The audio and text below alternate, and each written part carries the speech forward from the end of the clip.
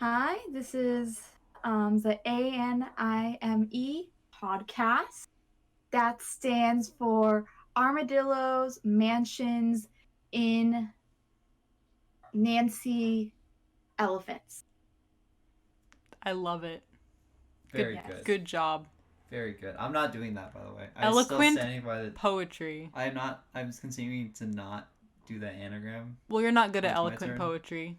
Yeah, You're more that's like part of good the at reason. banging pots and pans together. I am really sad I don't have any right now. I'm really glad you don't, because the beginning of this podcast would just be like Jesus, that. don't. Why? Why? You literally caused a chain reaction. Not something fell. Okay, well, let's worry about that later. Oh my Back God. to you, Otno. What have you What done? were you saying with the introduction Hello. of this podcast? Welcome to the podcast, I guess. Hello, this is the A.N.I.M.E podcast. The Armadillo Nancy Ice Cream Munchkin Enemy podcast. Yeah, that sounds about right. So, when you think about your enemies, you think about horror. So, today we want to talk about horror. Also, Halloween's coming up. Eddie, what are some things that you feel like have worked well in horror animes that you've seen? And what are some good examples of that? You know what's really interesting to say is that a lot of the parts of anime that I've watched that were genuinely, scary to me or genuinely suspenseful, in a lot of different cases, those weren't actually meant to be horror anime. Because I feel like a lot of people think horror anime is like a really small genre in itself. Mhm. And I feel like it's more of a case that other anime have taken up horror elements in their stride to like make the story more tense or more suspenseful. I would probably have to say like a couple of anime where this has shown up a lot is Attack on Titan. Now I'm sure a lot of you have heard of Attack on Titan, but Attack on What's Titan Attack is on Titan? yeah, Attack on Titan is a alternate timeline of humanity, where in which I would say right around the time in which uh, muskets and cannon warfare was really common, Titans showed up. Titans being these large, giant, humanoid type creatures who subsist on by eating people, and this drove the human race to the brink of extinction until they created a walled society for themselves. And what's really interesting about Attack on Titan is that it's specifically I'm talking about the manga in this is that its use of like shadows and like really graphic depiction of like facial features I think has always been a really strong part of the series. I feel like a lot of the really horrified expressions of like the different characters and of like the really grotesque features of the Titans and how they kind of mimic humans, it's always been like one of the parts of the series I've really enjoyed. I don't know if either of you have watched or seen parts of Attack on Titan, if you understand or feel the same way. I haven't seen Attack on Titan, but I do know what you mean about like conveying horror through facial expressions or like through body movement. I imagine Attack on Titan it's a lot more what's the word you use like grueling like what's the word you used? Grotesque, Yeah. right? But even in more in like down to earth series where the faces are simplified and they're just like more typical human, I definitely agree that facial expression can convey horror oftentimes better than jump scares, better than other elements. And the example that always comes to mind for me is Monster, one of my favorite series of all time. If you haven't watched Monster, I don't know what you're doing with your life, but honestly, it's do it. Turn off this podcast. You don't even you can come back to the podcast. Go watch Monster. Yeah, why are you listening right to now? this? Why would you listen to Why us? would you listen to us? When Why there's are you Monster to go encouraging watching? our listeners to go away from us? Please, Because we need the watch time. Because it's Halloween and I'm trying to scare you out now. What you don't know is that we're warning you because there will be a jump scare later in the episode. Sure. Please listen until the end for the jump scare. Yeah, like, subscribe. The jump scare only happens if you like and subscribe on this video. Yeah, it's It's specifically specifically coded programmed, yes. in a way for which if you don't like and subscribe to our content, you will not get the full spooky experience. Exactly. But anyway, so in Monster, the scene that jumps out to me, when I think about like tension and horror, again, even though it's not like a explicitly horror series, it's more like psychological thriller, is what I like to call the parking garage scene. I'm not going to spoil anything. So if you don't know what the parking garage scene is, it's because you haven't watched Monster yet and you're awful. If you have watched Monster, then you probably know what scene I'm talking about. But in the scene, the main character, something really horrifying happens right next to him. And so he turns to look at someone. At something truly, truly terrifying. But it's not like a normal turn. I love the way that first his eyes move very slowly, followed by his head very slowly. And this is a very simplistic move in animation. It's used multiple times throughout the series, but in animation, like it's such an effective way to convey horror to the audience because you're conveying the characters' horror, you're conveying their emotion, and you're sort of like challenging the audience to process this with the character, and I just find it like very effective. I don't know, it's like a very minute thing, but it's what you made me think of, and I definitely think it's a great way to convey horror in animation. Woot woot, minutia. Huh? Sorry, what now? Oh, I will say, like, I think that, facial expressions are very important for both. Sorry, was that an For effective both jump scare? That was not the jump scare. Okay. Thanks for ruining. Okay, sorry. Go ahead on now. All right. So, yeah, so facial expressions and are super important for both Attack on Titan and Monster in terms of expressing horror aspects. And I think like in terms of like Attack on Titan, like that was the big reason why I think it took off in terms of its popularity, like that kind of like uncanny valley aspect that would often come with the looks. And that's something like even if you're going to like 2D animation, or 2D animation, like American animation, often for Courage the Cowardly Dog, the episode that people point to as often being the scariest one is the one where there's a ghost that is a CGI ghost that is talking to Courage, the main character of Courage the Cowardly Dog. And it's uncanny because it's like, okay, he's 3D in this environment and it's like a 2D environment. It doesn't fit, but it's kind of humanoid. And so like you kind of like feel very off-putted by it. Another anime that like comes to mind in terms of horror, but horror in a different way is Puella Magica, Puella Madoka Magica, or whatever the full name is. And the reason that one comes to mind is there's a couple of aspects for it. First of all, it's one of those series that kind of plays with your expectations. So it plays with your expectations in terms of what you're thinking of the world. You're thinking it's going to be, lighthearted, magical at first, but you get the hints that something darker is going on. And as you go on, the things that they have going like around the characters becomes more and more eerie feeling, so that it adds a kind of like a horror or scary aspect to it. So there's this change in art style that happens that when they're fighting like kind of like the witches or the villains of this series. And when it happens, at first it's like, oh, it's kind of pretty, but as time goes on and you see people get killed in those areas and stuff like that, it becomes more and more eerie whenever you see that art style.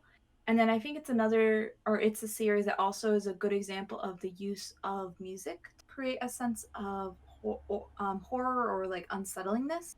They use a lot of like kind of choir vocals, And I think at least in the West we are kind of trained like to hear like kind of like a choir vocal sounding and to think of a more eerie kind of feeling to it. So yeah, that series is one that comes to mind.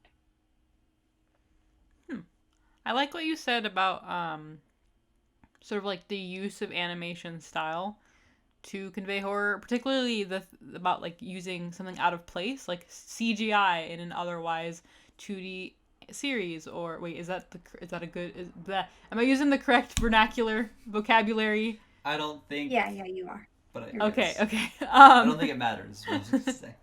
Well, you see, the big brain professionals in the comment section will correct me. They will tell me that I need to go back to anime college and brush up on my anime knowledge. So you see, I must come with my A game in these matters. Otherwise, I will be shunned and become an outcast of society. But You're anyway, a weeb. good point. Okay. It's too late. But the thing you said about an element of the art style not fitting and like that contrast being very ominous, I feel like we see that more and more nowadays. Some Mhm. notable examples, and again, these aren't horror anime per se, but like Made in Abyss would be a good example. That style is used constantly for like the monsters to make them seem otherworldly or Unnatural. ethereal. Yeah. Yeah. I would say Jujutsu Kaisen a little bit, although I do think those monsters. Did I say it Kaisen? Jujutsu Kaisen? Yeah. Although I would say that those monsters fit a little bit more closely into the general aesthetic of the show, but they're still clearly supposed to like stand out. Yeah. So I just feel like that's definitely a method of making things creepy that's sort of increased over the years. Mhm. I would say that like I can't speak for you guys, but as I'm sitting here like thinking about all these examples we're coming up with of spooky things in anime that aren't necessarily even in horror anime, but they're just horror conveyed very well in other genres. As we're like sort of listing these, I think if there was to be sort of a broader point made, it's that this idea that horror can't work in anime is very limited or is very flawed in the sense that people are explicitly limiting themselves to only look at quote quote horror anime. But if you look to anime as a whole, I feel like a lot of animators have actually gotten pretty good at conveying things we would call horror just in other settings. I don't know if that makes any sense, but I feel like maybe people are being a little too gatekeepy or like specific about what constitutes the genre when they're like critiquing anime as a medium to convey horror in the first place. Does that make any sense?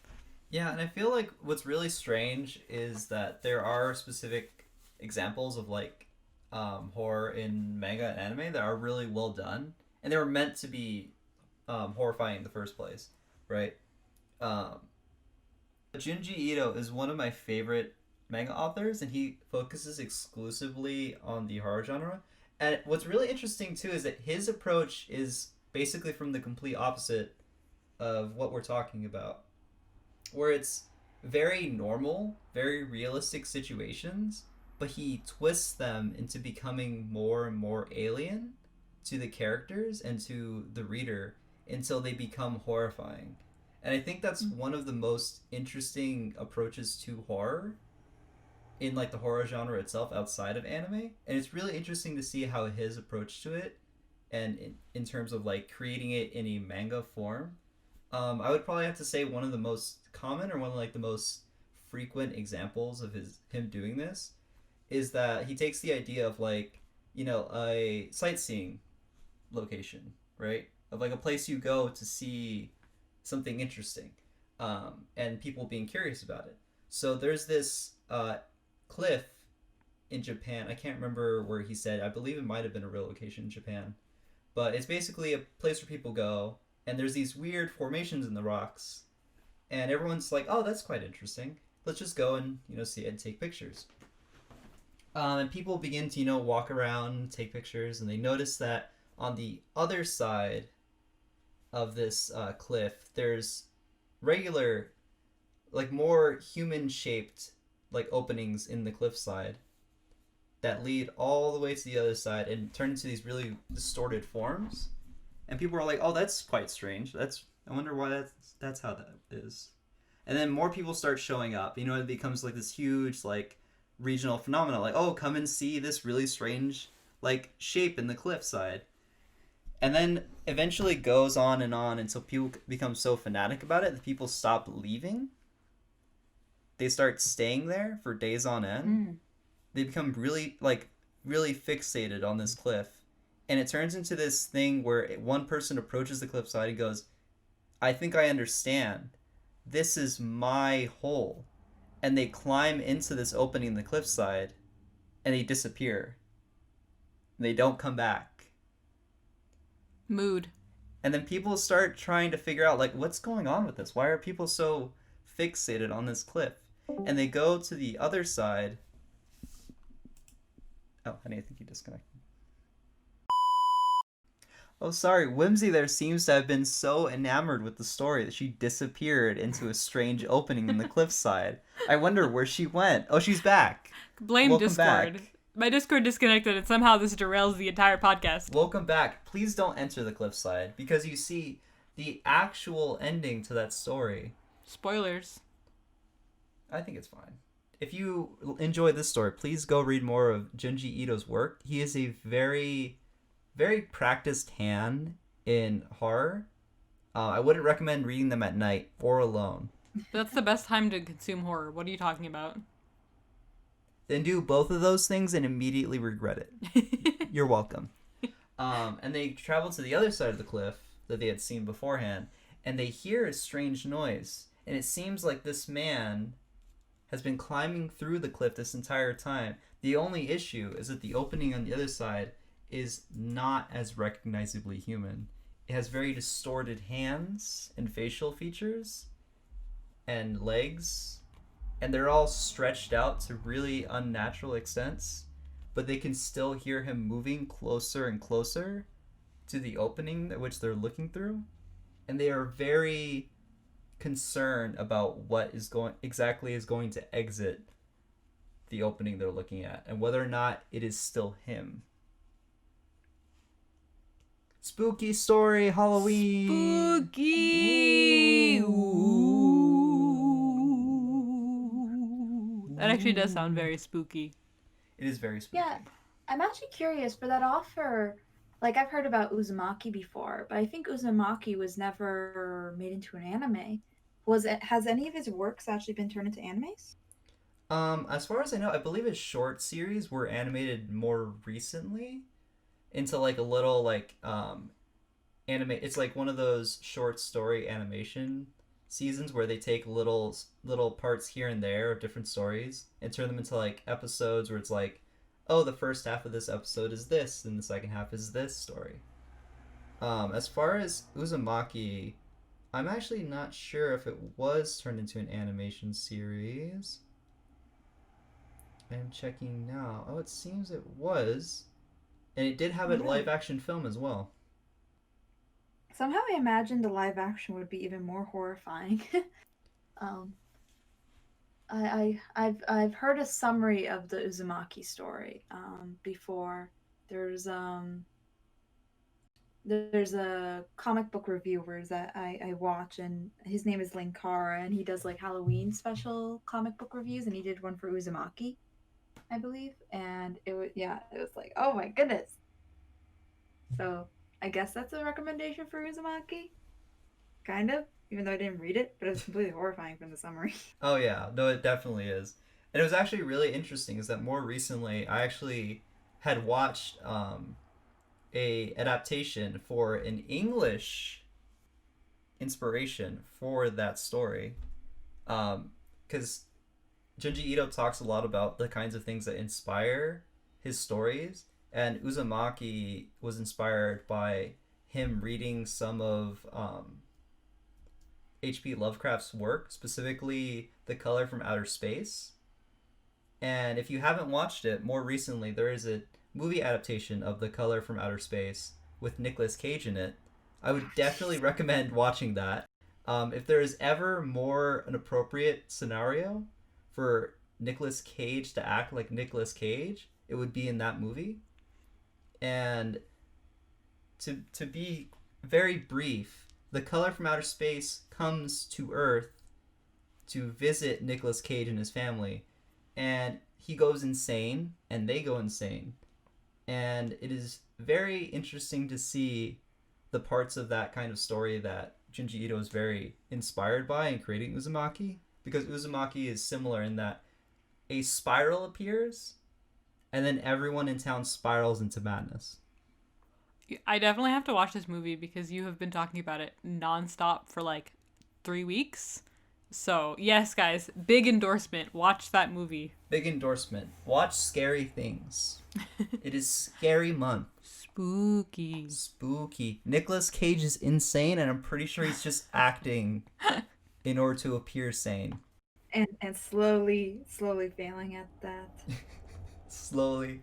I have to say, in the most recent movie I've seen him, he did appear the most unhinged I've ever seen him in a movie at this point. Method actors is he a method actor? Probably not, but getting an unhinged for your role is the scariest part of any horror movie. I would agree, because the actress that he was standing like across the room from as he was slam dunking Rotten Tomatoes into a trash can, she appeared really concerned, like not a normal level of acting concern. Like, is this man okay concerned?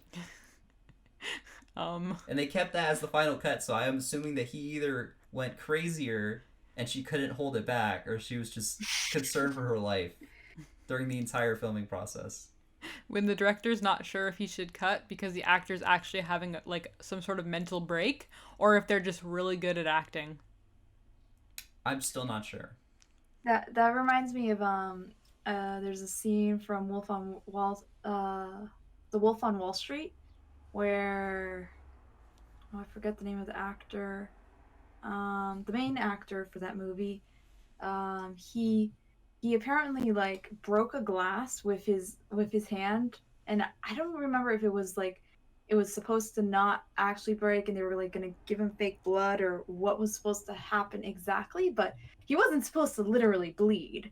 But he started bleeding, and then he walked over to another person in the room and was like giving his lines and like put his like bloody hand, I think, on their shoulder, and they're just like horrified, and they're like, "Yep, we're keeping that scene." That's good. I'm glad legit everyone's horror, blood on your shoulder. I'm glad everyone's stayed in character. Good acting. Good acting. While we're on the subject though of live action, I actually think this is probably a good time to like transition into, since we're talking about live action. Live action, we all universally agree is good for horror. I mean, horror movies, they're in live action. So, what do you guys think, if we're going to give credence to the idea, like what makes doing horror in animation challenging? Like, what limitations are placed on animation that make it a challenging medium to do horror with, as opposed to live action? That's a really good question, because I think part of the big thing about telling stories through animation is that you divorce a lot of the relativity that the audience has sometimes with characters. I think part of the big thing about stories like that are expressed through anime is that you can divorce it from yourself like almost entirely, and then understand it from a completely different angle. Are you saying that, okay, I might be putting words in your mouth and misinterpreting, but like if so, correct me. Are you saying that because anime can be so fantastical and can convey things in such a unique way, it oftentimes strives from realism more than other mediums, and when something doesn't feel real, it's less intimidating or less scary? Yes. Okay. That's what I thought you were saying, but I wanted to clarify. Yeah. And I would have to say too that like it does exist in live action where you can bring something in to a scene or scenario that does appear unnatural by using CGI or some other such method, green screen, and it does become unsettling, but it appears less intimidating.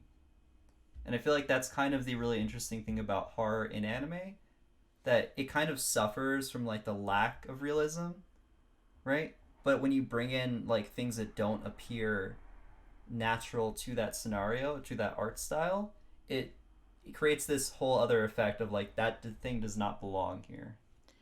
You know what's interesting? I find it interesting that the examples we all initially like went to when we were talking about good horror in anime, that they were all examples of series that aren't specifically horror, because I feel like the reason why we gravitated towards those and saw them as good horror examples was specifically because they were in genres that focused a little bit more on realism some way or another. So like Monster is definitely a realism-esque thing. Attack on Titan isn't, but in the sort of like post-apocalyptic sort of like genre, even if the scenarios aren't based in realism, the emotions and the like more humanistic. I haven't seen Attack on Titan, so I'm going off Walking Dead. But like just generally speaking, the emotions and the psychology behind it is supposed to be more based in realism. It's more realistic, yeah. Yeah, so it's really interesting to think that maybe horror works better in non-horror anime because they're not trying to create fantastical horror, if that made any sense. I feel like that makes sense. Yeah. Well, I think like Puella Magica might be an exception to that. Because I think they were embracing more of like the horror aesthetic, but I think that what they were trying to build off of was very much like what your expectations were. So there's a specific emotions and thoughts that come with watching a specific genre. So they want to turn that on its head. And that's where a lot of the horror is able to come out of. So like the subversion of genre or idea. Yeah. So I think something like Puella Magica, if you just watched it without any like previous context for its genre, so magical girl would be kind of its genre, you would most likely kind of watch it and maybe you would see it more as like a horror show, like, or something like that. It would feel more within its nature, but knowing what you know about the genre itself, that's not what you're expecting. So the magical girl genre, that is a genre, right? Like it's a weird Yeah. thing to call a genre in the classical sense, but it's considered an anime a genre, right? Yeah. Yeah, it is. And I feel like it's commonly identified by the really cutesy art style, the really, overplayed, like really nice pastel colors, the types of voices they're in.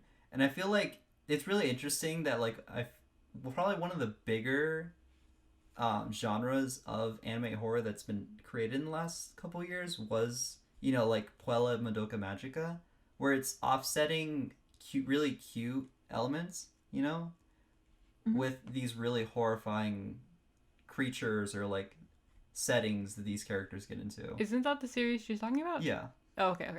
I wasn't Yeah, sure I if might there be was saying a the name wrong. confusion. I think it's also one of those shows that like people say it a bit differently because it's just a really long title. Yeah. Because a similar one to that is, I believe it's called Selector.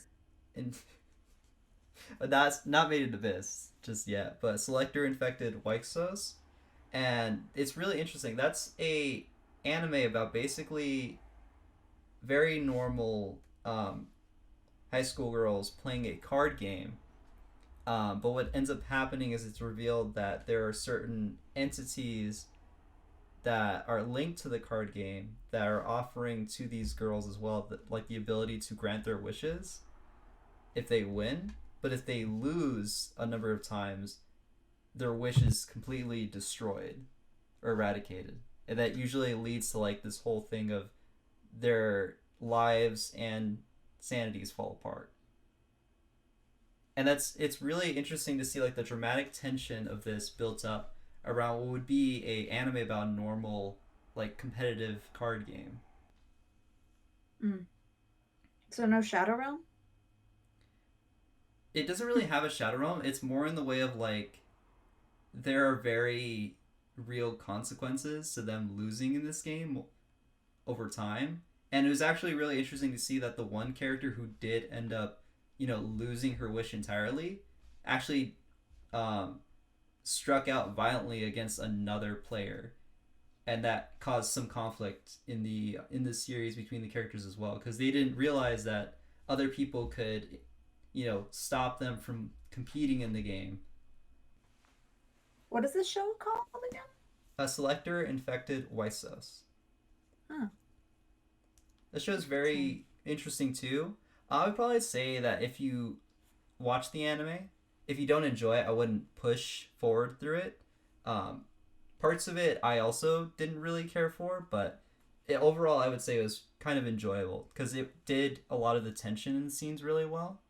And around the time when the consequences were becoming way more dramatic for the main character, the quality in writing was a lot better. I'm curious. What are some horror animes, like more traditional horror animes, that come to mind when you think of horror? Well, perhaps now would be a good time to talk about the experience that Eddie and I put ourselves through in preparation for this podcast. We actually, because for those of you who don't know, which actually, since this will be our debut, I believe, we've recorded previous episodes, but this will be the first one to air, you probably don't know that I'm actually relatively new to anime compared to the other two. I've been watching anime for about 5 or 6 years now, give or take, since I started being in a relationship with Eddie, and I've gotten very into it, but I don't have sort of like the wealth, the background of anime experience that they do, having watched it growing up. So, in preparation for the Halloween episode of the podcast, I kind of realized, I haven't watched a lot of horror anime. And Eddie has watched a little bit more, but neither of us had watched sort of this classic horror series that everyone's been chittering and chattering about recently because of a remake ? Yes, remake, redo, whatever you want to call it. That's coming out. Do over. And that series is Higurashi.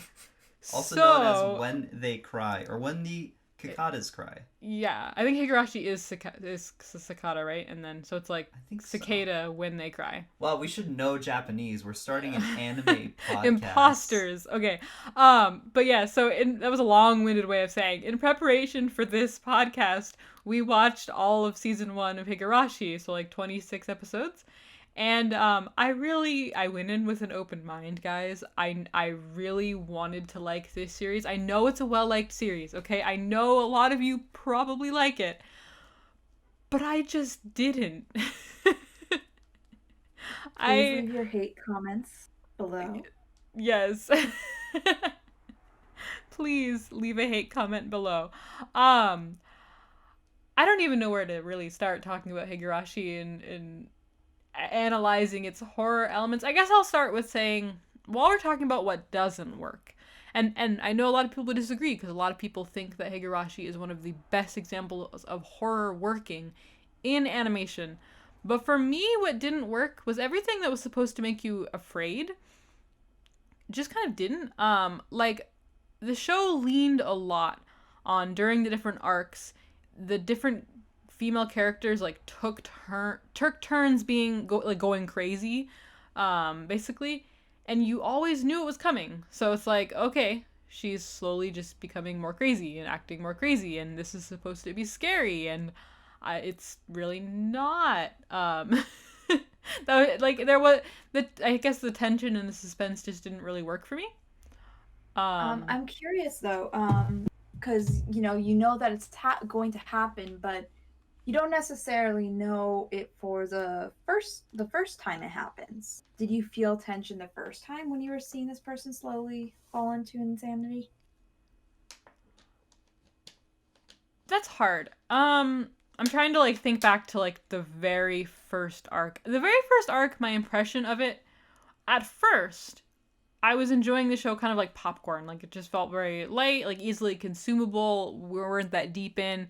But my impression after the first arc was over was it just felt very rushed. So it was very hard to get invested, or to really feel the emotional connection you need to feel fear for those characters.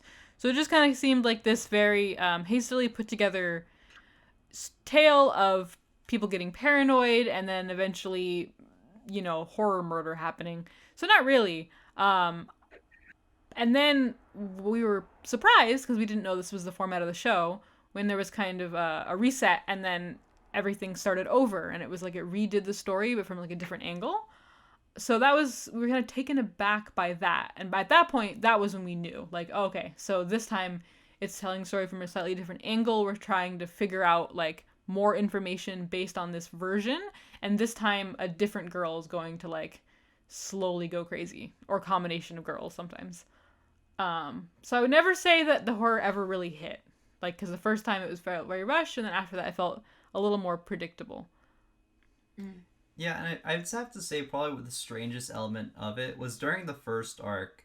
As far as a lot of people's impressions of watching the show that we saw, the first arc was basically set up in such a way to establish the characters for the audience, to sort of like cement your initial impressions of the characters without having a lot of their backstory, because their backstory figures into like how they descend into madness.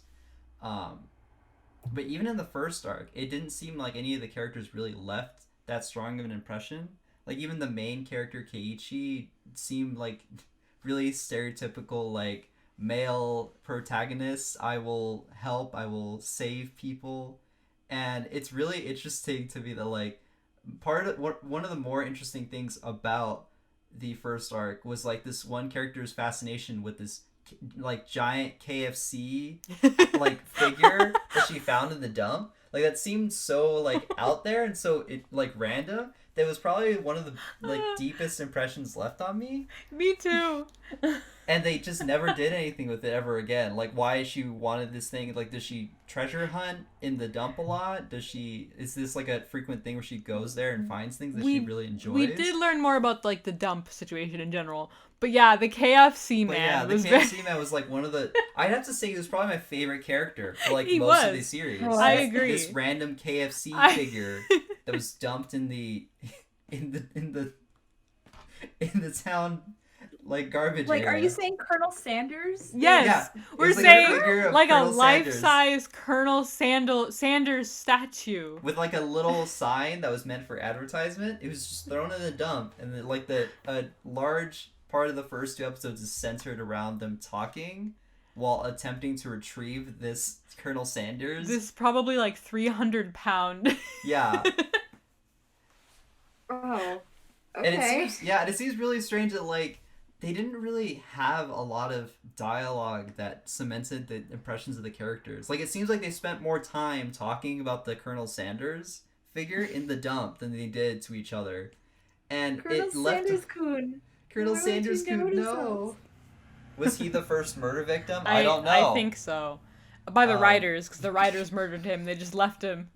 He was brought up one more time, like in a future arc.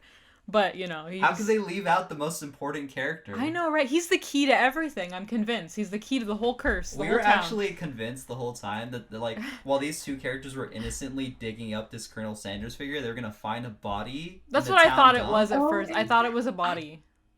I actually wonder if the Colonel Sanders that they have there is a reference to the Colonel Sanders curse. I'm not actually joking, What? by the way. Wait, hold on a second. It's an actual thing. You must elaborate because this is probably the most spooky thing that we've had on this podcast. Yes, this is the most interesting part of Higurashi, is the real-life Colonel Sanders thing it might be based on. Colonel Sanders' curse? Please explain. I need this in my life. Once upon a time, I believe it was the 70s, in a galaxy far, far away, in Japan, there was a baseball team. The baseball team was playing to win the Japanese championships. And each time that this team is from Osaka, would get a run, they would have someone jump or pushed into the water in Osaka that looks like the person that just made a run. Problem was, there was an American on the team, and no one looked like an American except Colonel Sanders.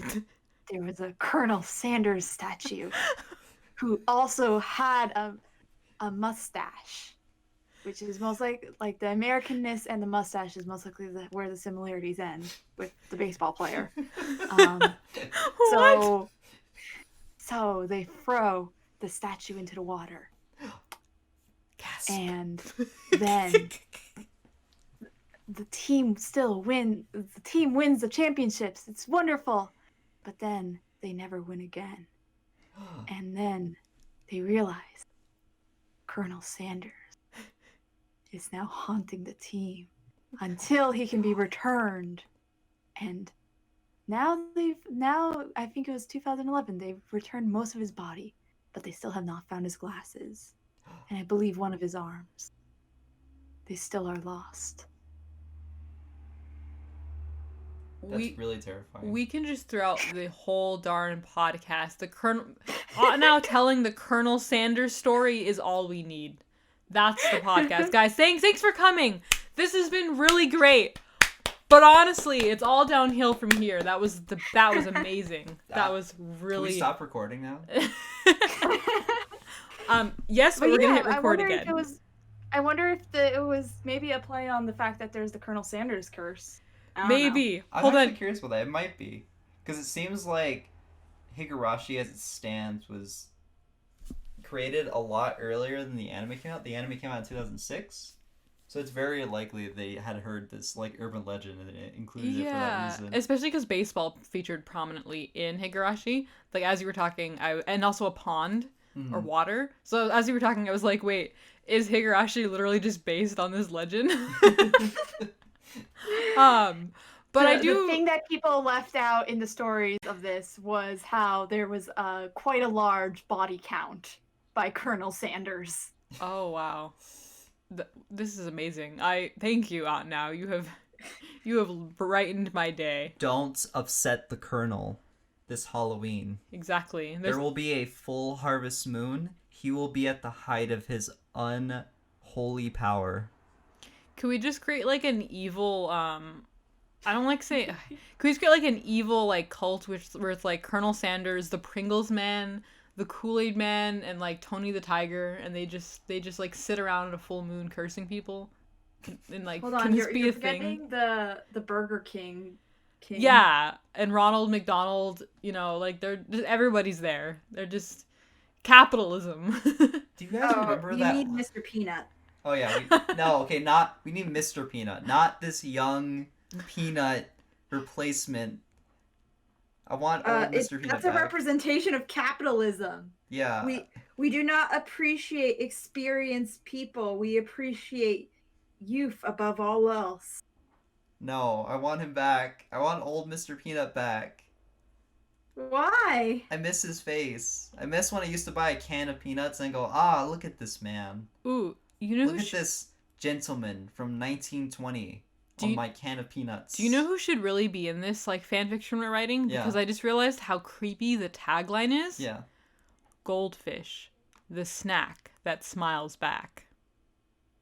As you consume him. Is he happy because no, okay, we're done with that. All right, okay, we're gonna stop recording. No. Yeah, we're gonna do a cut and then you are not consuming him. He's consuming. From the inside. Dun dun dun. Okay. So yeah, to go back to Higurashi, I did want to talk a little bit more. I want to talk. It's not specifically about the horror elements. It's more that if I'm gonna criticize this show, I want to like articulate why, so that I'm like backing up my thoughts. And I also do want to like be respectful of the fact that I know a lot of people like this series. So I'm open to hearing different perspectives. If you guys in the comments want to tell me what I didn't understand or what I misunderstood or what actually makes it really, really good that I just didn't get, please do. Because I'm going to explain like my perception of the show. I really just want to like back up my thoughts. So the impression I was getting was what they were trying to do, and the way people kind of like describe Higurashi is in the different retellings over and over again, the different arcs, they're trying to piece together a puzzle, or get the audience to piece together a puzzle and solve this like deeper mystery. And I got that. And kind of the way that they sort of do it is in the first couple arcs, the main character Kaiichi, we see him sort of stumbling through these messy horror situations where it's like his perception of like not understanding why everyone around him is acting the way that they're acting and why they're all going nuts, and there's just chaos. So you see his perspective at first in the different versions, and then later the arcs kind of show the perspectives of the different girls who grew up in the town, and it kind of like illuminates what was actually happening when Kaiichi was going through these experiences. So it's like, as the more arcs you watch, the more you can sort of piece together the puzzle. And I agree that something like that could be really good and could be really entertaining. But I do not feel that this was well executed at all. So you're basically saying the good version of Higurashi is Steins Gate. Is what? Steins Gate. I haven't watched Steins Gate, but now I really want to watch Steins Gate because seeing this well executed sounds fun. No, you know what a good example of this is? Like a murder mystery that unfolds as it continues. Danganronpa. See, we're gonna watch that one next because I'm in the mood for something like a good horror anime now, and you've told me that was good, and Out Now has told me that's good. And what's really interesting, the game is really good. It is. Both iterations in animation have been really like enjoyable. I will say the third season of Danganronpa 3, if you're gonna want to like play or watch the second game, like you could get by with the first game, or like without the first game since you can watch the show. But okay. Yeah, I feel like that's a side note. Anyways, yeah, Danganronpa has a lot of interesting horror elements. There's there's a lot of eeriness when they learn more about Hope's Peak Academy, and there's some pretty brutal killing that happens. Fun. The motorcycle one particularly. Oh yeah. You know what I'm talking about, Eddie? Oh yeah. It's really interesting to see that, like, in the way different shows unpack their horror elements, Danganronpa is one of those where it releases the tension with the most brutal murder. And it's done in such a way as, like, they're punishing the killer. So now all, like, hints of, like, punishing morally is just out the window. Does Danganronpa follow a linear format, or is it like Higurashi where it's like different timelines or different versions all kind of mixed together and tossed in a salad? Oh, it's linear because it follows like an elimination game is how I would describe it, of like people getting voted off the island. Okay. That sounds interesting. That's a very nice way to describe what happens to the people who get voted off, but yes. All right, I'm going to have to watch that next. I said Steins Gate before, because Steins Gate is kind of like reliving the same thing over and over again. Okay, I want to watch Steins Gate, and I do really want to compare and contrast, because I do really want to like articulate what about that recipe I feel didn't work for Higurashi, and I'd be really interested to see like that recipe working for something else.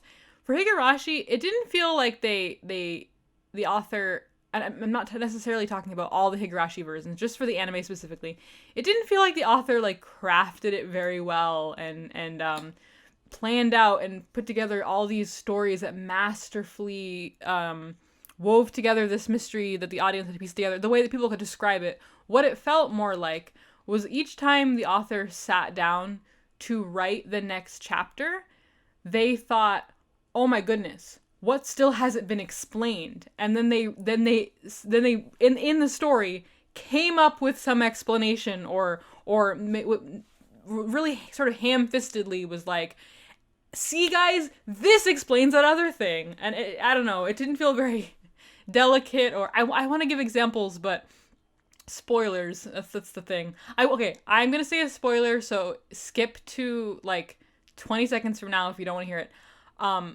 There was, in the last chapter, the throat thing. it was as if they were like, oh no, we didn't explain the throat thing, so suddenly the throat thing became really explicit and important, and it was just, I don't know, it wasn't very delicately done. That's just like a one example, but in general, I just felt like the series was painful to watch. I'm sorry, I know people love this series. It was really strange too, because I felt like in a better adaptation, a lot of the things that were really unenjoyable about watching the series would be alleviated a lot. I'd have to say probably one of the more frustrating moments in the series was when they were trying to set up that a certain group was involved in like the disappearances, but yet they revealed that to be that they weren't overall. And then it's that kind of thing where you kind of end one line of questioning by leading to another one, but it just ended it in a dead end. As if like I guess that makes more sense from like a visual novel perspective, where you finish a route and you go, oh, the answer is that this group was not involved in the overall mystery. But in an anime, for watching that from like an animation, it's really strange to like watch going up to like the finish this arc in the series before the end of the show, and there are just more questions. I know that people are in the comments are going to say, and this is fair, I know there are going to be people who say, oh, but the second season, which we haven't watched yet, explains all of this.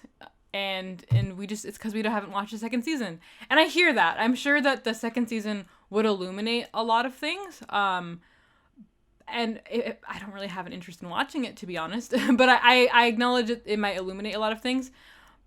But, and I don't know about you, Eddie, but for me, though, my issue with the show wasn't that things weren't clear. In fact, a lot of things made a lot of sense. It was an easy to understand show once you got to the end. You understood how, for example, the Shion Mion arc explained the previous Shion Mion arc. Like you could make those connections.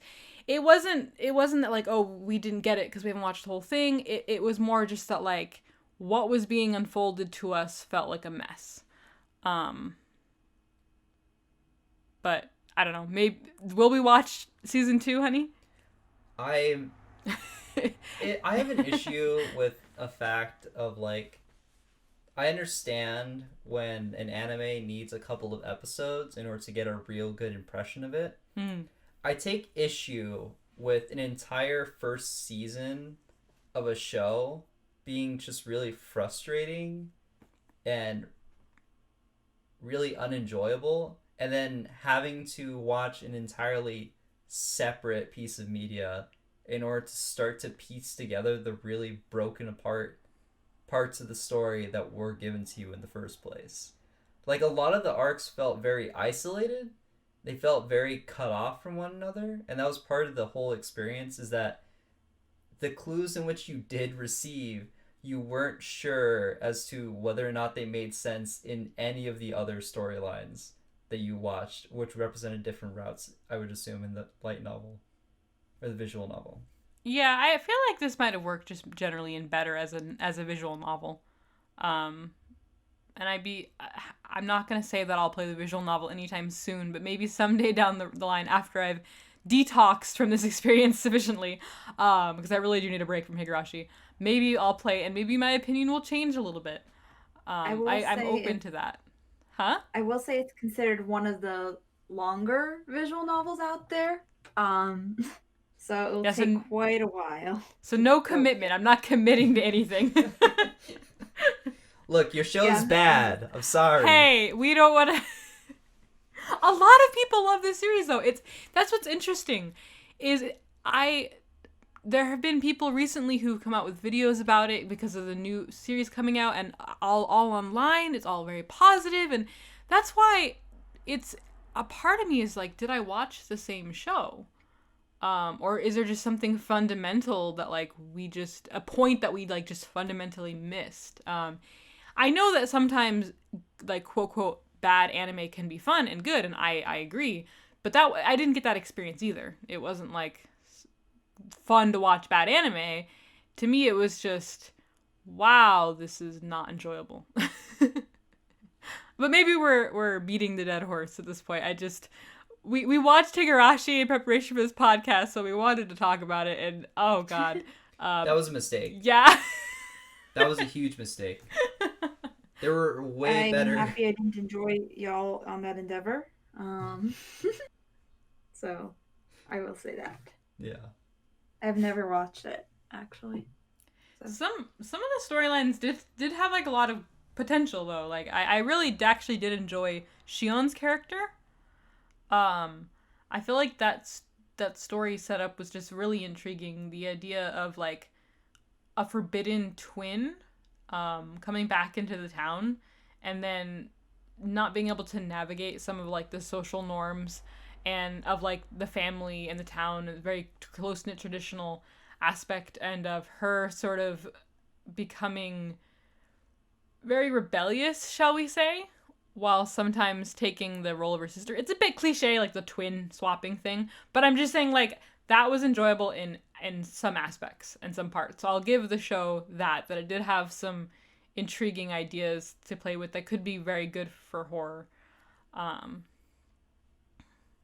yes, I will give credit where credit is due. Cool. But what were you gonna say? Not now? I said cool. Oh yeah. But since you brought up not watching Higurashi with us, maybe since we've beaten did you have anything else to say about Higurashi, honey? I would not recommend this to anyone that I like. Which would include Odd now. Okay. So maybe we should talk about the story, the anime we all do share that does fit into the horror category, if you guys are interested in talking about that. Please, pray tell, which one are you thinking of? You've forgotten already? Oh, and I thought you valued the time we spend together. I thought you valued the promise of a Neverland. Oh, I thought you were going to say Seven Deadly Sins. I haven't watched Seven Deadly Sins, although it does sound very terrifying from how much you guys complain about it. Anyways, yeah, Promised Neverland. I actually thought you meant Monster, so I'm happy that you clarified that. But yeah, that's actually a good... I'm pretty sure I've seen people online saying like, yeah, go watch that for Halloween. So I think actually that's a really good one for us to discuss. Yeah. So what did you think of Promised Neverland, not now?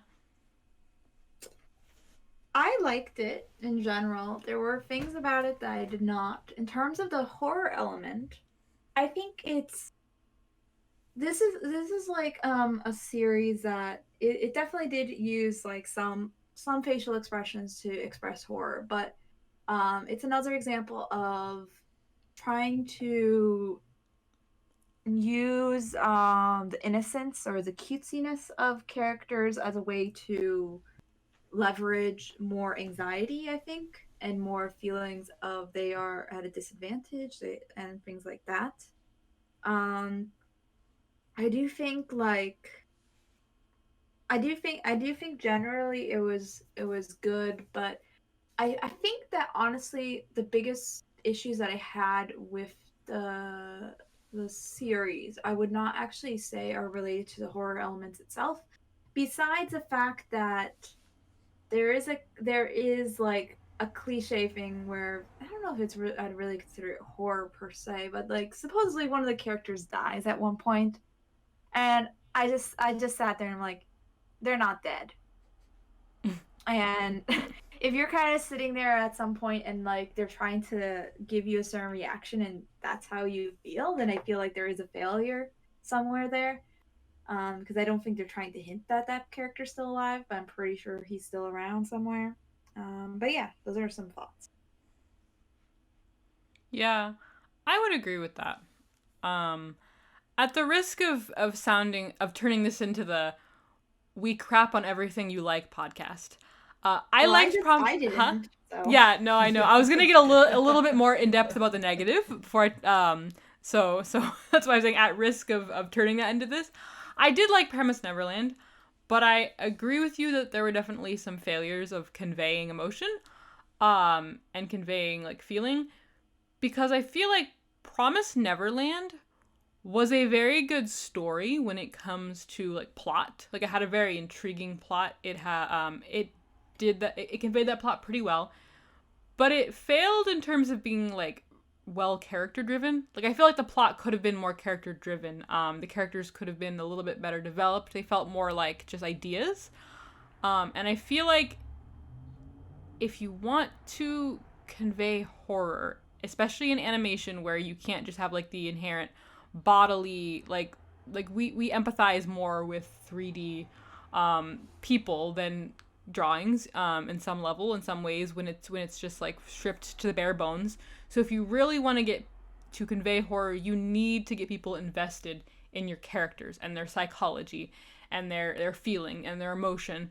So when your characters feel very much just like ideas, like Emma was the idea of the sort of naive, empathetic like young girl, and Norman was sort of the more cool, collected intellectual, and Ray was the edgy, super smart intellectual. Like Sasuke. yeah, exactly. Right. He's Sasuke. the Sasuke of the series. Yeah, so I feel like that's where Promised Neverland fell short, both in its storytelling and its horror kind of together. But again, I don't want this to just be like we crap on everything. Be like, I did like Promised Neverland. It had a really good plot. It had a really good story, and I am very excited to watch more. In fact, I started reading the manga because I wanted to read ahead, but I didn't actually get there. Because I liked the plot so much. So, yes. What is the plot about? Maybe we should talk about what the show was about briefly. Can you repeat that, because I just totally clinked something, which I think the mic most likely picked up. Oh, no worries. You were so shocked. That was the jump scare. That was a jump scare. Wait, yeah, that was the jump scare? That was the jump scare. Well, I guess we don't have that much of a budget, huh? Promised Neverland, if you don't know what the series is about a farm, and on this farm there's a human elements, in that a older woman known as the mom or the mother raises a bunch of children using various things like testing, exercise, manipulation, in order to create the most delicious product for another group in the story. And once they are ready for harvest, they disappear from the farm. And I think one of the most interesting things about Promised Neverland, having watched the anime and having read the manga to basically its completion now, is the characters striving from being powerless to gaining more influence in the world. And I feel like that was one of the most interesting parts of the series, at least for me. And it was always a really strange thing that this sort of like strive for power or control in this environment, in which they're like basically on a farm made to harvest and create human children as like some sort of food byproduct,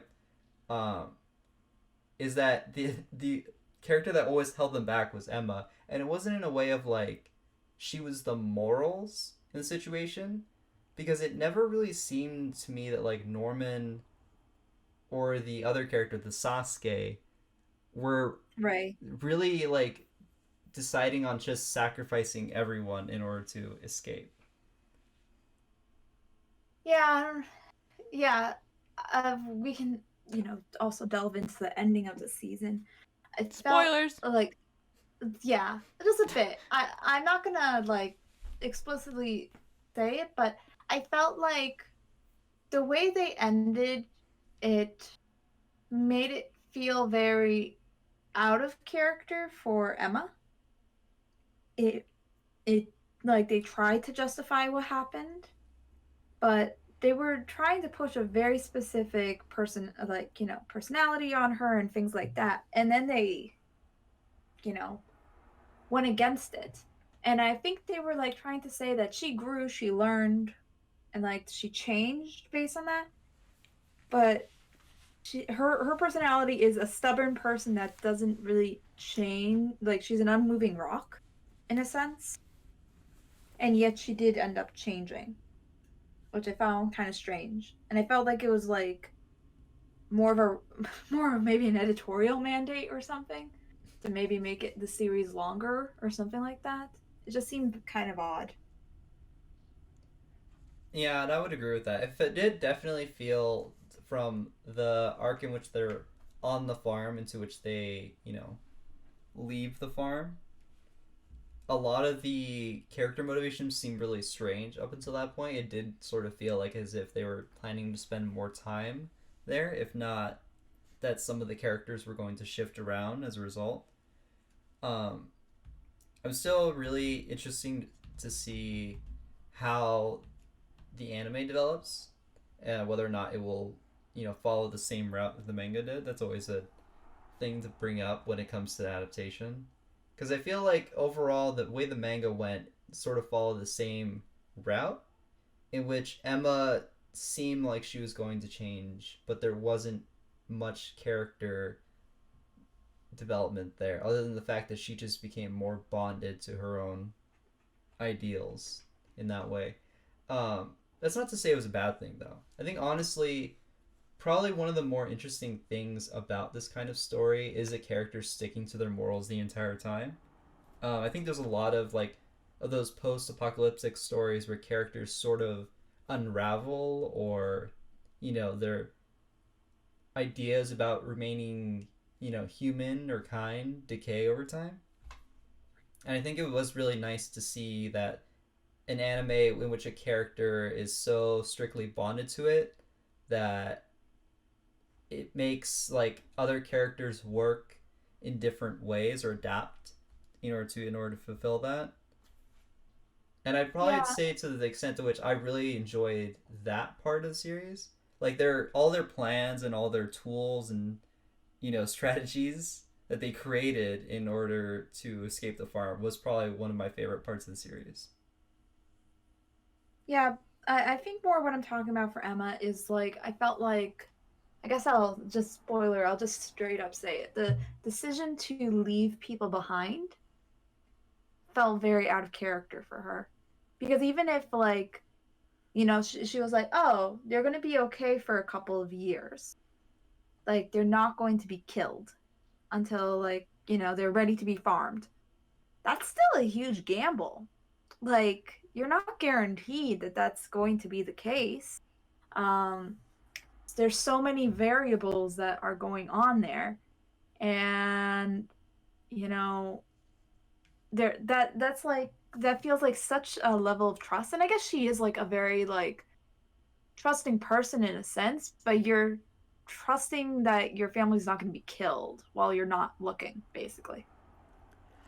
I feel like we're supposed to chalk some of that up to the really interesting narrative decision that was made, where, if you guys remember, at the end of Promised Neverland, it's revealed that Emma and Norman have been doing a lot of work behind the scenes that they then reveal to Ray at the end, right? So that narrative decision both gets Ray to go along with some stuff he wouldn't have agreed on if he had been part of the plan, but it also is a way of telling the audience, hey, there was just a bunch of behind the scenes stuff we didn't have the room to tell you, so just take our word for it. And I almost feel like some of Emma's character progression got lumped into that, potentially. So I'm wondering just how much of this could just be like attributed to like cutting things down to the 12 episode format. But then again, I don't know if it's different in the manga, so I don't know if we can attribute it to that. Could you speak to that at all, Eddie? Or did they also make that narrative decision in the manga? I know that the decision to, sort of trick Ray into agreeing with their plan was part of that, yeah. But like But the I would have to condensing, say the sorry. condensing of character development probably wasn't as much as you probably would perceive it. Because I think to an extent, Emma stays mostly the same for the entirety of that arc. She only really changes once they've escaped, and then there's another situation in which you see a lot more significant development in her character. And it's kind of interesting too to say in that situation that I'm talking about, which her character does develop more, is probably one of my favorite parts of the series, and I am excited to see that when it's adapted.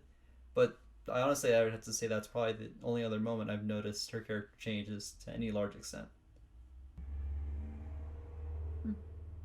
But I guess like going back to just like horror, like I remember when Promise Neverland came out, and the I think like the big thing that a lot of people were saying was like, oh, this is like really good horror, like it's super suspenseful. It almost felt like the anime community was starved when they were talking about it in a sense, just the way they were talking about it. It felt like they were starved of that like horror element. I think Eddie most likely can speak to this more, but I like it's just very interesting to me that like there's usually for most series like one point maybe like two that a series is focused on when people are talking about it. Like for something like Rising as a Shield Hero, people talk about like, oh, it subverts like the protagonist gets everything he wants kind of thing. If you're talking about a series like why are isekais the only thing that are coming to mind right now? Oh my god. Because everything when is they talk, isekai. huh? Because everything is isekai. I guess. Oh goodness. That's the true horror When of people anime. talked about skills at work, I think a lot of people were like, I'm learning with blood. And that was kind of like the extent of what people would be saying about it. But I feel like for Promised Neverland, it's like it's super creepy.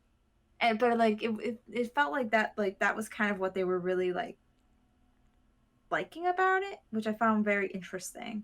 I don't know, like do you feel like the anime community is really looking, I guess, for more of this kind of thing? And it was just kind of like that was an indicator. I don't know what my question is at this point. I so would say so. Yeah, no, I would agree because I feel like overall there is a lot of draw in for like having, I guess I would describe like more tense or more like dramatic context brought up in like an anime. But I feel like that's the kind of strange thing too. Kind of with Promised Neverland and like with other things as well. Um, in Promised Neverland, at least from my opinion, there were a lot of situations in which you had a farm made to raise human children to be eaten, but they were still very much like humanized. I always thought that was kind of like interesting from my perspective of like how I when I think of like if Promised Neverland was written by in like a different way or a different context, like if I had seen it as like a horror like mystery or horror like drama story, I think it would be written very differently. Mm. And it is very interesting to see that like Promised Neverland adapted the way it was as an anime or created as an anime sort of brings up this weird mixture of like so there's a farm where this group raises children to be eaten, but they still get names and they still get trained and like taught to be people, but we don't treat animals the same way. So it was like kind of this really interesting like change of these kids are growing up normally on a farm, but then they just get snatched and then eaten. You know what? We were talking about this yesterday, I think, and I kind of argued and I was like, oh, I think the idea is that the reason why they're raised sort of naturally or like in a loving environment is because, according to the logic of the show, it makes the meat taste better. But we were also talking about how, in order to do that, in order to give these children a loving environment, despite with where they have names and they have bonds with each other and they have bonds with mom, despite being numbers eventually meant to be fed, in order to do that, the psychology behind mother would need to be so complex. And that's kind of like what I'm talking about, where there is, while the story was good and the plot was good, the disparity between like the implied psychology and the psychology we see in the show is just very great, which kind of leaves the show feeling a bit empty, if that makes sense. And I agree with you, like there are a lot of different ways the story could have been told that I think would have been a little bit better. I did enjoy it, like I said, but I agree with you. There are a lot of different angles this could have taken and a lot of different sort of things that could have explored, I think, a little more in depth if maybe it just didn't have the time. Yeah, and I would agree to that extent. I think overall, too, the kind of desire for these kinds of stories, or that sort of like disparity of the type of anime that fans want to see, um, now was probably that like a sort of more realistic, if not like darker take on the types of stories that anime usually takes up. And what's really interesting to see is in the manga currently, at least in the ones that I've began, there is I guess like a more of a like gritty or more realistic depiction of different situations too. I think we are starting to see like authors seeing that kind of desire, seeing that kind of gap in manga at the moment, and they are filling it, which is really interesting because like it comes up with different types of stories that come out completely different than they would in like a Western storytelling perspective. Um, One of my favorites that actually came out a little while ago, I would probably say it's probably one of the earliest versions of this type of storytelling I would describe, would probably be Dorohedoro, which actually just got animated recently. I would definitely recommend that series if you haven't already watched or read it. Um, That's the crocodile show, right? yeah, it's the one with the lizard man. His name is Cayman. He is the main character. And the whole story is prefaced on so Cayman lives in this town. This town is not very it's not a very good town. And every now and then mages show up from the mage dimension, which they travel to the human world via a magical door that they can summon at their will. And they come in and they cast spells on people or curses, and they take their data and then they either take that person or they leave them. And that causes a lot of problems. Say when you're heading down to the post office and a mage walked in and turned the post office like cashier into a giant flamingo, and you go, oh, well, this would cause some problems. And you see the issue is that the mages, because of, I guess, in terms of like, kind of because of the amount of power and will that they can control and control that they have over other people and like the world around them, their moral system is very warped and very strange. And it always comes to this thing that like a mage comes into the human world, does an experiment, and then feels nothing toward the consequences of like how this affects that person's life now. There's a really interesting one where there's a person who frequents this diner, and they always really like this lady's food that she makes. She makes really good dumplings, or gyoza actually. That's what the series kind of focuses on, like a second part aspect. I'm not sure it's because the author really likes gyoza, but it's a point that the main character really likes gyoza.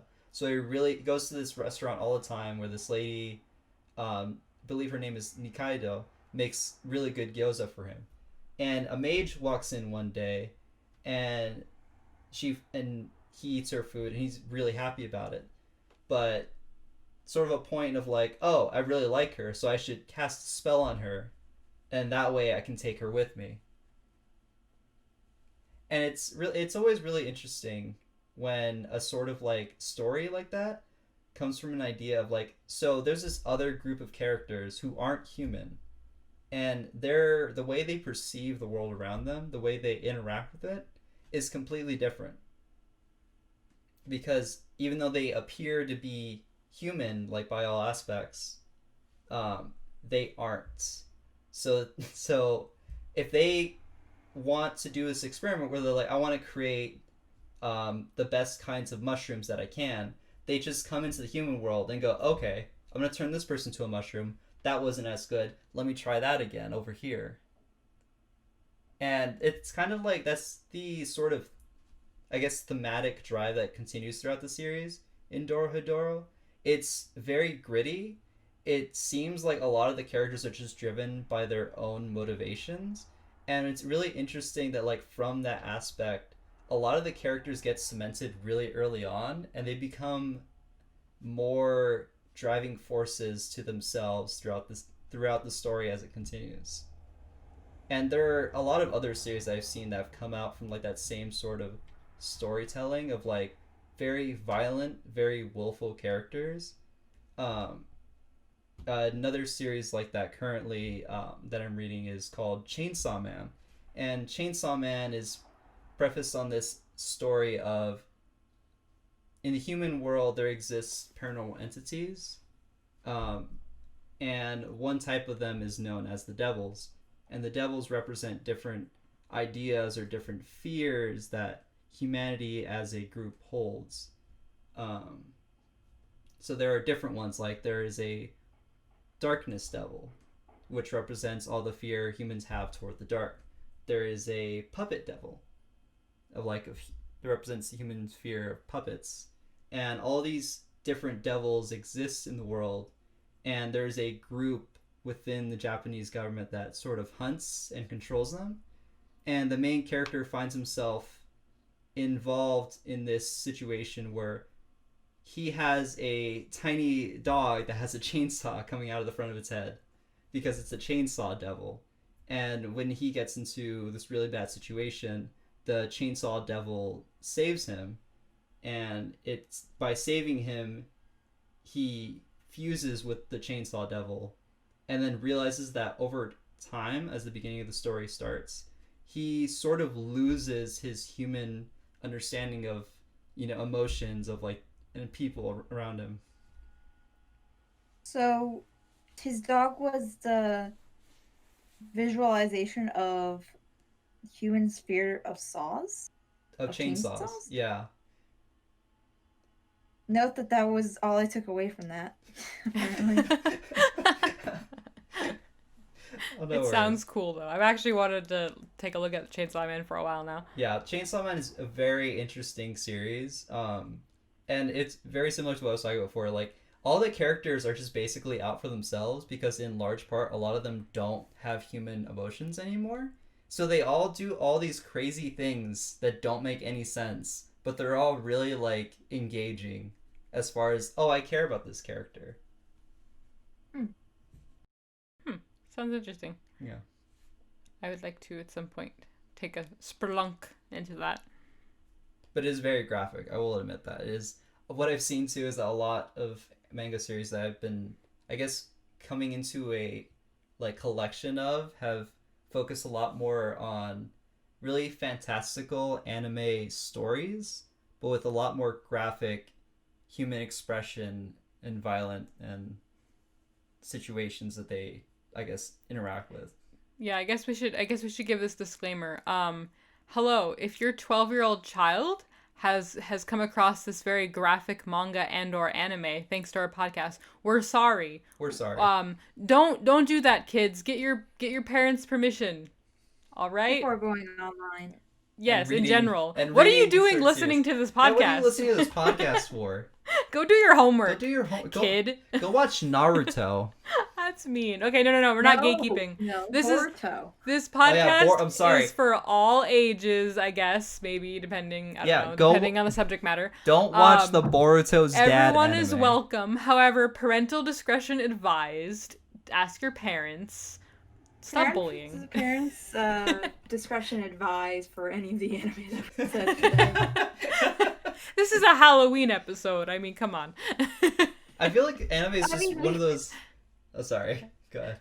I mean, we could have talked about, like, Little Witch Academia or something like that. We could have done that. Yeah, we could have done something like that. Go ahead and... Wait, yeah. I think I know what you're going to say, Eddie. Oh, I was going to say anime it's an interesting point. Anime is one of those things where it's like... It's very... I guess we brought up a good point bringing up parental discretion. Because if I had read the back of Chainsaw Man... Chainsaw Man... I wouldn't have thought twice. I was like, oh, this is just like some campy action thing, right? Where like the anime character is that he fuses with a chainsaw and he then becomes Chainsaw Man, right? It's like basically like a really old cartoon. Oh no, I fused with a chainsaw and now my power is chainsaw and now I fight crime with chainsaw. Right? I wouldn't have thought twice about that. Whereas with Promised Neverland, the plot is centered around a farm of human children who are raised to be food, and that is probably one of the lesser graphic stories that we've talked about in this podcast so far. Mm-hmm. But also probably very terrifying for children. Yeah, I would imagine that, like, Promised Neverland, really strangely enough, is one of more of those, like, horror type stories that I would read in, like, when I was younger. Like, it almost Oh, seems yeah. like a Goosebumps story to me. Oh yeah, that's true. It would be, yeah, because like I could definitely see like reading it and being like, does this mean that I could be on a farm right now? Is this all a farm?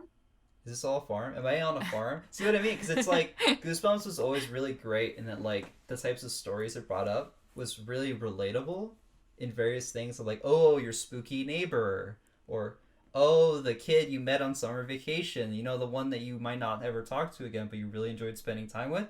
That was actually a ghost. Ooh. Oh, is your summer camp actually a training program for aliens? Ooh. I find it interesting. I'll be curious to see for our kids' generation how it's going to differ. Because our generation kind of knows better that anime does not equal cartoons, that there are things that are not for kids. But I actually find it interesting, like, how much anime exposed kids to, like, horror or more inappropriate things that they wouldn't have been able to watch in other mediums because their parents just saw it as cartoons. Like, the example that's coming to mind, not for me personally because I didn't grow up watching this, but how many children do you think watched Full Metal Alchemist Brotherhood and then just did not expect to get hit with such messed up emotional feels, and their parents are just looking on like, oh, nice cartoons. You know, I'd have to agree with you on that because I still remember the first time. So I had watched Spoiler. Full Metal Alchemist a number of times, like the old series and like Brotherhood on as reruns, right, on Toonami. The first time I actually watched Brotherhood from the beginning on Toonami was a very specific memory in my mind, as you can imagine why, because I'm pretty sure the first, like, three, I guess the end of that episode and the beginning of the next episode is pretty much a 2 or 3 minute period of characters screaming in agony. That was not something I was expecting from a show I had basically watched for like 2 or 3 years. Here's the big question. Did you turn out okay? I'm a weeb. I watch anime for enjoyment. This is a self-evident reality. That was the best answer you could have given. I was expecting you to be like, yeah, sure, I turned out okay. You know, it didn't hurt anybody, but love it. Yeah. Love the self-deprecation of this podcast. It's complete honesty. Wait, what did you say on that? It's complete honesty, you know, you gotta embrace the reality. Yes. There's no turning back. And I think this is a good place to wrap it up. Yeah, I think so. Embracing reality. Or in this case, the horrible fantasy of evil, demonic Halloween. Ooh, Halloween. Ooh. Be safe out there, kids. If you are going to trick or treat, you know, wear a mask, of course. If you're somewhere where they're letting you trick or treat and you do plan on doing it, wear a mask. Stay safe. Be safe and happy Halloween. Ooh. Enjoy some anime. Also, if you haven't, and if you are of an age where it is psychologically appropriate to do so, watch Monster. God darn it. And what is that age that you recommend? Probably adults. Adults. If you are an adult, watch Monster. What is an adult? If you are 18 plus, watch Monster. If you are, but I do believe in harm reduction. If you are younger, like if you're 16, you're probably gonna watch it anyway. Just be smart, you know. Maybe let your parents know. Don't blame us if you get in, like, you know, get nightmares. Yeah, it wasn't. We warned you. High school and I was fine. So yeah, so high school age. Parental discretion advice. Age. I was saying 18 to be safe, honey. Oh yeah, definitely. I'm realistic No, though. I feel like it's really funny because we brought up this point again of like parental discretion. If you are under the age of 16, you should not be reading Fire Punch. That is a really graphic series. Okay. That brings Why up a would you lot of say different it that elements. explicitly? Don't read Because this now series. anyone under 16 don't. is going to be like, Hey. oh, I want to immediately guess go what? look at what that's You're about. not cool if you read Fire Punch. Fire Punch is really, really graphic, and it is also really good. Don't read Fire Punch Man. Fire Punch Man. I might cut this wonder out. what's the I might underlying cut this out. implications. What's my name, honey? Whimsy. I was just doxxed, ladies and gentlemen. I was just doxxed. That's uncool, man. How spooky doxing. Don't put your info on the internet, kids.